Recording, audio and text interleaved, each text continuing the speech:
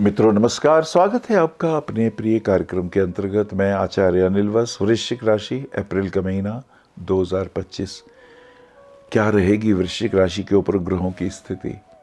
वृश्चिक राशि जिसके स्वामी मंगल हैं, ऐसे व्यक्ति इमोशनल हैं लेकिन अपनी बात पे टिकते हैं।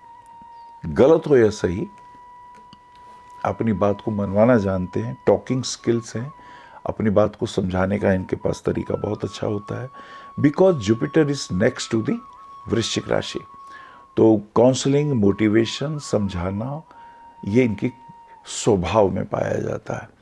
आइए देखते हैं इस महीने, अप्रैल के महीने में वृश्चिक राशि के ऊपर प्रभाव कैसे रहेंगे।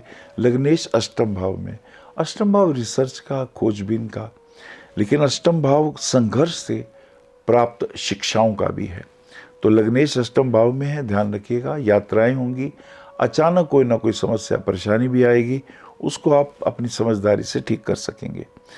मंगल आपका छठे भाव का भी स्वामी है। छठे भाव का स्वामी होकर जब ये अष्टम में जाता है, हर्ष नामक योग, कोई समस्या, कोई कानूनी स्थितियों से आप बच के आएंगे, इससे आपको प्रसन्नता होगी।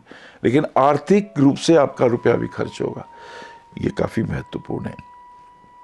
गुरु जो कि द्वितीयेश और पंचमेश है, सप्तम भाव में है। गुरु सप्तम भाव में अगर हम देखें तो दोनों राशियों से उनकी लोकेशन, स्थिति अच्छी नहीं है। एक राशि से छठे हैं और एक राशि से तीसरे हैं।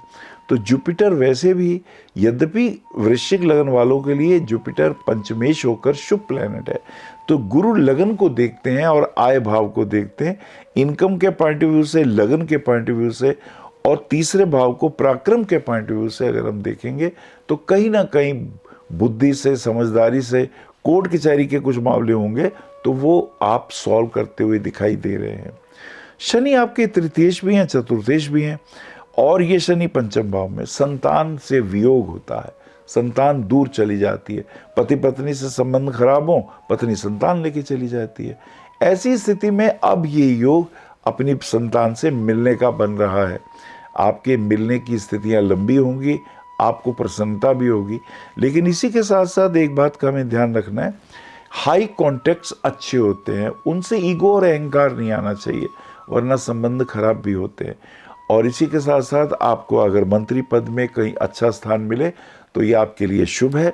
ये एक अच्छी भविष्यवाणी आपके लिए कही जा सकती है। आगे हम चलते हैं, इसी के साथ साथ शुक्र की स्थिति को देखते हैं। शुक्र आपके सप्तमेश भी है, व्ययेश भी है। उच्च के होके शुक्र पंचम भाव में, पंचम भाव में शुक्र का होना, एक तो वृश्चिक राशि वालों के लिए शुक्र पॉजिटिव प्लैनेट नहीं होते, ये नेगेटिव ही असर करते हैं। शुभ प्लैनेट केंद्र में अशुभ हो जाते हैं। अब जब ये उच्च के होके जाएंगे अशुभता लिए हुए पंचम भाव में, तो आप विशेष रूप से लड़कियों से संबंध, जो प्रेम संबंध है, इनसे तो दूर रहें। उससे सिवाय मट्टी पलीत होने का कुछ नहीं होगा, आपको नुकसान होगा, आपका शोषण होगा, इससे दूर रहें।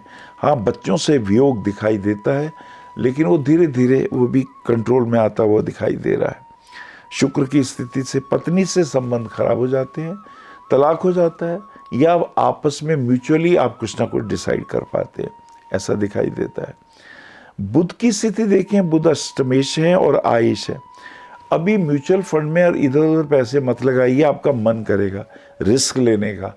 तो मुझे लगता है कि अभी 14 या 15 तारीख से लेकर 18-19 तारीख तक आप कहीं रुपया अपना ना लगाएं, नहीं तो नुकसान होने के चांसेस हमें दिखाई देते हैं। और मैं तो कहता हूँ आगे भी ना लगाएं, ये ठीक नहीं है। चंद्रमा आपके कर्क राशि, आपके भाग्य स्थान का स्वामी होकर छठे भाव में, यानी भाग्य का स्वामी अपने से दशम में है, तो थोड़ा भाग्य का भी बल कम मिल रहा है। तो इसके लिए भी हमें जागरूक होना है। शिवलिंग के ऊपर जल चढ़ाने से, क्योंकि भगवान शिव के माथे पे चंद्रमा है, माता के चरण छूने से, माता पिता का आदर भाव करने से, गंगा जल में स्नान करने से, ये चंद्रमा को आप श्रेष्ठ करें, इससे आपको शुभता की प्राप्ति होगी। इधर हम सूर्य को देखते हैं, वो दशमेश होकर के आपके, ये बड़ा कीमती बात कहने जा रहा हूँ, दशम भाव का स्वामी दशमेश होकर के पंचम भाव में है। कहीं बॉस से लड़ाई झगड़ा ना हो जाए और फिर अपमानित होकर आपकी नौकरी जा सकती है। बॉस आपको ऐसा कह सकते हैं जो आपको दिल को लगे, आपका क्रेडिट कोई और ले ले तो जॉब छोड़ने के योग हो सकते हैं। इसके लिए ध्यान रखिएगा, जल्दबाजी मत करिएगा। बॉस से अपमानित होकर निकलने का योग बनता है, ये ध्यान रखिएगा। तो भगवान सूर्य की आराधना, पिता के साथ संबंध अनुकूल रखिएगा और शिव तांडव स्तोत्र का पाठ करते हुए शिवलिंग पे जल चढ़ाना, भगवान सूर्य की आराधना करना आपके लिए शुभ रहेगा। अगर हम उपाय खंड की बात करें तो मुझे लगता है उपाय खंड में आपको रुद्राक्ष एक 14 मुखी हमेशा पहनना चाहिए। 14 मुखी रुद्राक्ष आपको धारण करना चाहिए, वो आपके लिए शुभ रहेगा। और उपाय खंड में मंगल के जाप करने से, यानी अगर हम हनुमान चालीसा पढ़ लें, सुंदरकांड पढ़ लें, ये हमारे बहुत से कष्टों का निवारण भी करेगा। रामायण का पाठ विधिवत पढ़ना शुरू कर दें, वो आपके लिए अनुकूल और शुभता वाला रहेगा, इसका आप ध्यान रखिएगा। और अगर हम बात करें मंगल कर्क राशि में जा रहे हैं 2 तारीख को, स्वास्थ्य का ध्यान रखिएगा। बाहर के टूर में बहुत फास्ट ड्राइविंग मत रखिएगा। सूर्य मेष राशि में आते हैं 13 अप्रैल को, ये अच्छा रहेगा आपके लिए। जॉब के पॉइंट ऑफ व्यू से जो बातें बिगड़ेंगी वो कंट्रोल होने के योग दिखाई देते हैं। अक्षय तृतीया 30 अप्रैल की है और इसी के साथ साथ आपके लिए बहुत उचित और सही सलाह ये है, रामायण का पाठ करना शुरू करें।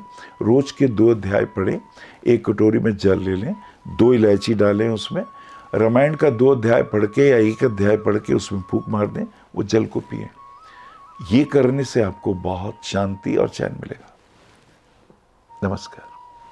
आचार्य श्री अनिल वत्स जी के आध्यात्मिक प्रवचन, ध्यान व ज्योतिष संबंधी मासिक राशि फल फेसबुक, यूट्यूब, www.astroanilvats.com पर भी देख सकते हैं। For appointment, भविष्य कथन, Monday to Saturday, 11 a.m. to 6 p.m. BE 279, Street number 6, Harinagar, New Delhi 110064. Phone number 98917 39999 98181 89993 981 088 7002 886 000 6030. Website www.bhavishyakathan.com. Acharya Anil Vats @gmail.com.